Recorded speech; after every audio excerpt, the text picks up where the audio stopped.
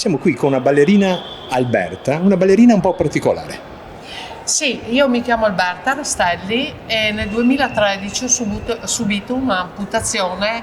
per un incidente e da quel momento la mia vita è cambiata. È cambiata, diciamo che io mi ritengo una sfigata fortunata, perché dal momento che è iniziata la sfortuna di un'amputazione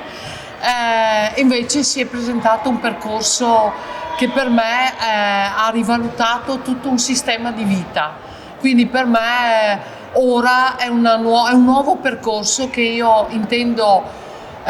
portare avanti, perché la vita non finisce là, la vita continua, anzi i limiti ce li dobbiamo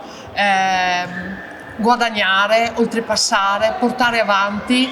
e quindi anche se qualcosa di traumatico ci travolge, io dico la vita è un dono e come dono bisogna valutarlo per quello che vale, e per me la vita vale.